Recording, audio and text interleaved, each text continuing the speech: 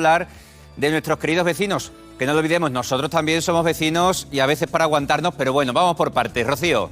Pues sí, Juan Pedro, hoy dentro de nuestra sección de Cuestión de Derechos vamos a hablar de conflictos vecinales y para ello nos acompaña nuestra abogada experta, Clara Rey. Buenas tardes. Buenas tardes, Rocío. ¿Qué tal? En primer lugar, como siempre, recordarle a los extremeños que estén en casa y que nos estén viendo que todos aquellos que quieran enviarnos consultas, opiniones, preguntas a Clara saben que pueden hacerlo a través de nuestro WhatsApp al 663 78 80 50. Saben que estamos pendientes de ustedes. Y ahora ya, pues vamos a meternos en materia. Hablamos, Clara, de conflictos vecinales. ¿A quién no le ha pasado pues que se ha encontrado los carteles que vamos a ver a continuación? Claro, ese cartel de quejándonos del vecino de al lado. La verdad que sí, Rocío. Mira, respeta. O, por ejemplo, por favor, respeta el descanso de los vecinos. Firmado el cuarto B. Lo hemos visto muchas veces en ascensores de nuestros domicilios, ¿no? Muy típico. Muy típico. La verdad que sí, que las controversias y los conflictos vecinales son el pan de cada día y bueno, a veces se plantean una serie de problemáticas que se pueden dilatar en el tiempo y que ese conflicto se enquista y no se resuelve. Claro. Y es bastante complicado porque al final cada una comunidad de vecinos está llena de gente, cada uno con sus costumbres, con su forma de vivir y es bastante difícil. Es difícil. Vamos a ver, por ejemplo, otro de esos carteles que pueden aparecer en nuestras comunidades de vecinos, como por ejemplo este. Por favor, dejar de discutir gritando. El edificio entero está al tanto de vuestros problemas. Hay veces que los vecinos de la pared de al lado gritan, nos enteramos de todo. Es verdad que esto pasa. Totalmente. Y hay que tener en cuenta que es que hay que respetar. Hay que acatar una serie de normas cívicas para que toda la convivencia sea lo más tranquila y coherente posible. Vamos a seguir viendo un tercero, también muy común, y es el de a los vecinos que a las 5 de la madrugada estabais de fiesta con música y con gritos. Por favor, respeto. Muchos son esos carteles que piden respeto porque el ruido, la música, sobre todo aquellos que tienen vecinos que son estudiantes, pueden ser muy molestos. Vamos a ver por último este último caso que también es muy común. Se recuerda a los vecinos que tengan mascotas que el garaje no es el sitio para que hagan sus necesidades. Total. Viendo esto, Clara, Total. Los ruidos, las mascotas y los estudiantes, los vecinos, son el foco, ¿no?, de estos problemas vecinales. Sí, estos dos anuncios son los más habituales, el ruido y las mascotas. El tema de los ruidos, que hay que tener muy en cuenta el límite que no hay que sobrepasar para el tema de los ruidos y que la convivencia sea lo más tranquila, como te he comentado, posible. Y que hay que respetar esa franja. Enseguida vamos a ver esa franja, pero antes vamos a preguntarle a los extremeños, ¿ustedes han tenido alguna vez problemas vecinales? Si los han tenido, ¿cómo los han solucionado? Hemos salido a la calle para verlo. En España hay más de 1 millón de comunidades de vecinos y seguro que a todos nos ha tocado el típico vecino ruidoso, el que molesta o incluso el que jica. ¿Pero realmente los extremeños tenemos problemas con nuestros vecinos? Aquí no hay quien viva. Pues sí, probablemente sí. Sí. Sí, ¿Qué tipo de problemas? pues tipo de que se quejaba de ruidos. Pues temas de comunidades, de humedades, cosas así. No, ninguna. No, yo tengo un vecindaje especial, buenísimo. No. ¿Nunca en la vida? No, la verdad es que no. Bueno, sí, algunos. Yo no, nunca he tenido ningún problema con ningún vecino. Un poquito de todo, de obras, de ruidos, pero bueno, lo normal en las comunidades. Aquí nos portamos todos muy bien. Como de familia. Sí, tuve muchos problemas con un vecino una vez en un edificio, el vecino que vive abajo mío. Que instalaron un aparato de aire acondicionado y bueno, se oía mucho. ¿Cómo lo habéis solucionado? Pues a veces amistosamente y otras en juzgados, que hemos estado en juicios. Poniendo una denuncia al ayuntamiento. Esto fue en plena pandemia y al final él se terminó yendo, se cambió de edificio. No, nunca he tenido problemas con los vecinos. Yo soy muy buena vecina. Se lo perdono todo. A los vecinos. Se lo perdono todo lo que me hagan. No tengo problema. No, tenemos buena gente, siempre. Claro, ya lo hemos escuchado, hay vecinos que lo perdonan todos y otros que acuden directamente al ayuntamiento o incluso interponen una denuncia. Enseguida lo vamos a ver, Clara. Vamos a dividir los problemas y los conflictos vecinales en 3 bloques. Vamos a empezar con ruidos, ¿no?, que yo creo que es el más importante porque 1 de cada 5 hogares sufren ruidos y han sufrido problemas de vecinos. Por tanto, vamos a ver hoy qué se considera ruido, Clara. A ver, tenemos que hablar principalmente de los límites que vamos a ver posteriormente, ¿no? Pero ruido, pues cualquier actividad molesta que supere el umbral que vamos a ver posteriormente de los 35 o los 30 decibelios. Vamos a ver ese gráfico para saber identificar cuándo estamos haciendo un ruido excesivo y cuándo no, porque todo se basa en decibelios, Clara. Efectivamente. por el día, el turno diurno, por decirlo de alguna manera, todo aquel ruido que supere los 35 decibelios se consideraría ruido molesto, con lo cual hay que bajar la actividad que estemos desarrollando, que estemos generando, que esté provocando este ruido.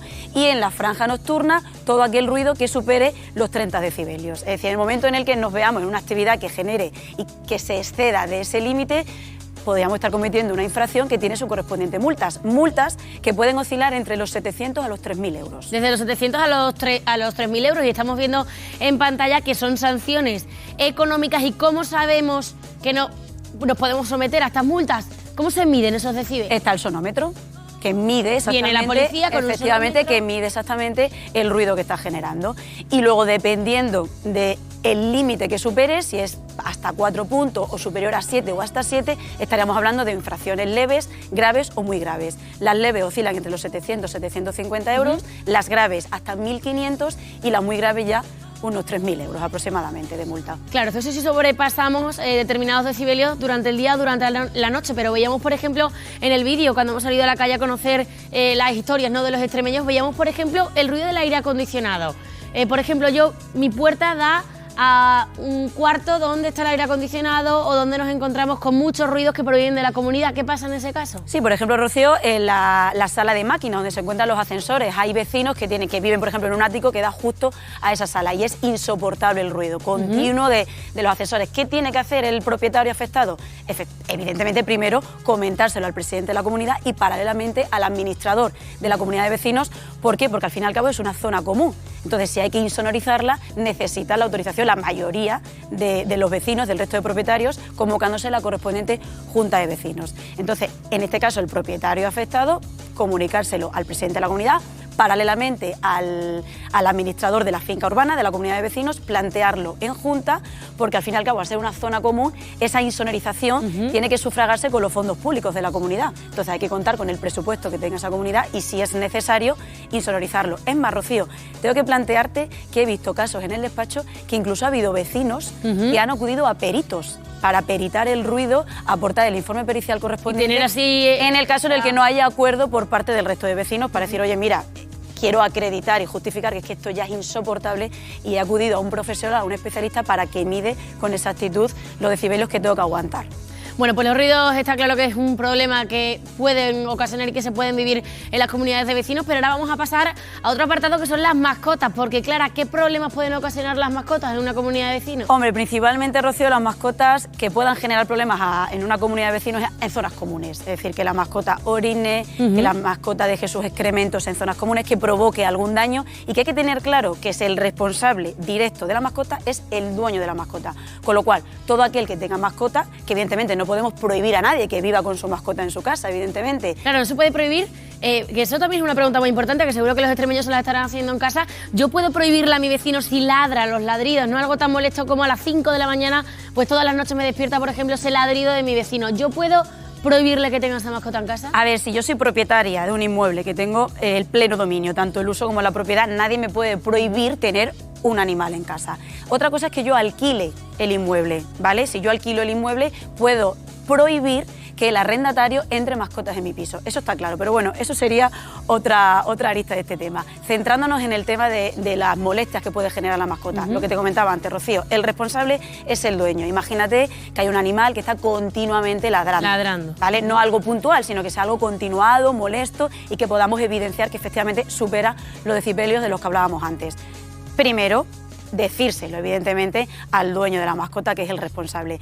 Que nos topamos con el típico vecino intransigente o poco empático, se puede hablar con él. ¿Qué puede pasar? Bueno, pues comentárselo también al presidente, al administrador de la comunidad de vecinos, plantearlo en junta si fuera necesario, y si tampoco conseguimos dirimir esta controversia de esa manera, pues evidentemente lo único que le queda al vecino afectado es acudir a los tribunales. Y si acudimos a los tribunales y le denunciamos, ¿qué sanción podríamos obtener por parte de ese vecino? A ver, si demandas al vecino, porque al fin y al cabo es el responsable civil directo del daño que pueda generar ese animal, puedes pedir efectivamente una indemnización por los daños que le pueda generar a esos vecinos si los ladridos, como te he dicho antes, son continuados y le están generando incluso un perjuicio para su salud. Efectivamente, y multas que también ascienden desde los 300 euros en adelante dependiendo qué consecuencias pueda tener ese tipo de ladridos para el vecino. Al fin y al cabo, Rocío, la ley de propiedad horizontal lo que quiere es que todo tipo de situación nociva se extinga lo antes posible, y este tipo de situaciones, si no podemos controlar los animales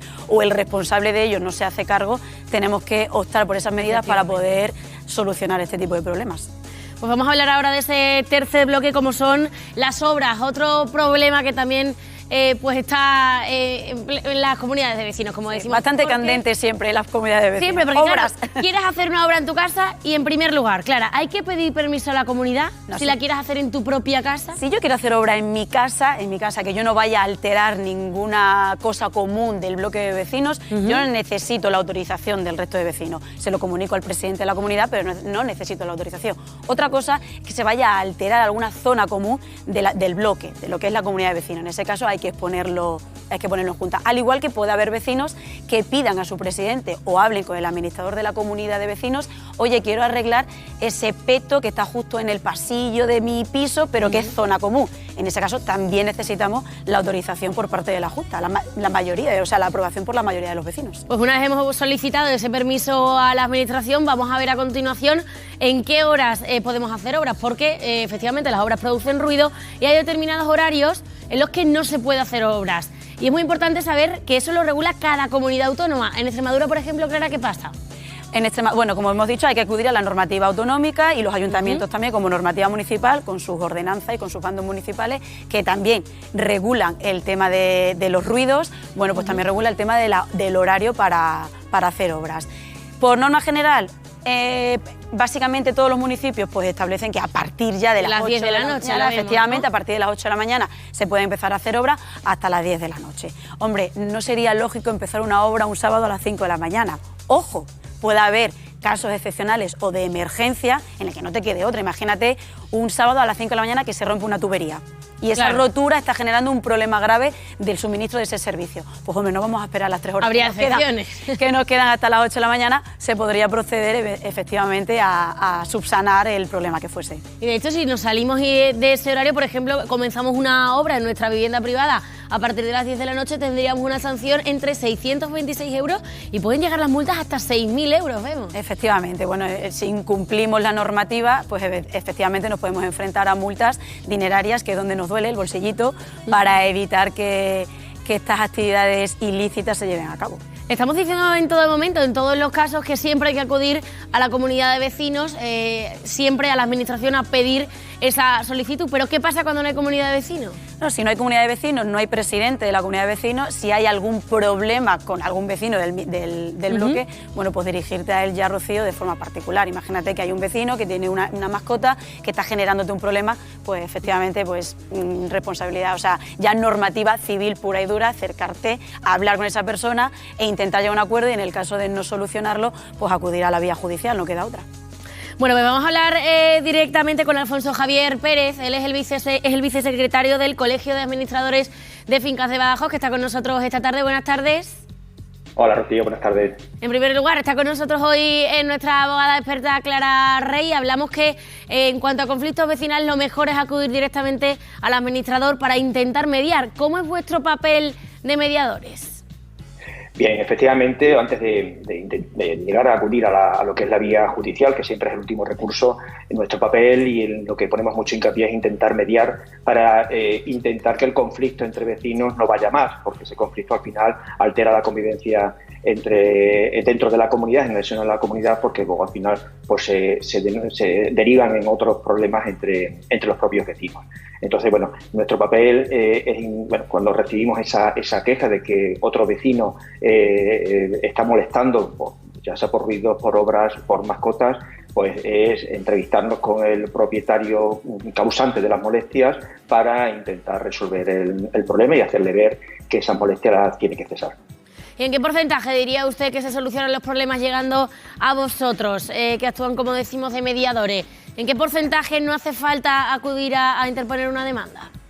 Bueno, pues en los casos que nosotros conocemos o que yo llevo, prácticamente en un 80% se resuelven en ese diálogo, en esa mediación que intentamos hacer. Muchas veces ni siquiera sin que intervengan las dos partes y otras veces sí hacemos que se entrevisten las dos partes.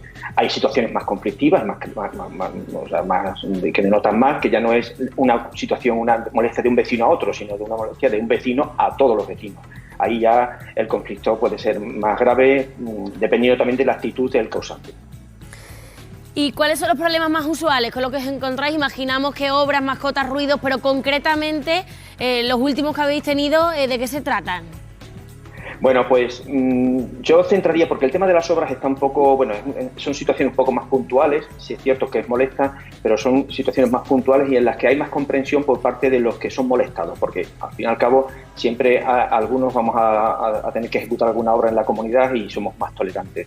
Pero con el tema de los ruidos hablo de ruidos por el elevado volumen de música, por aparatos de aire acondicionado, como se ha comentado antes, esos son más habituales.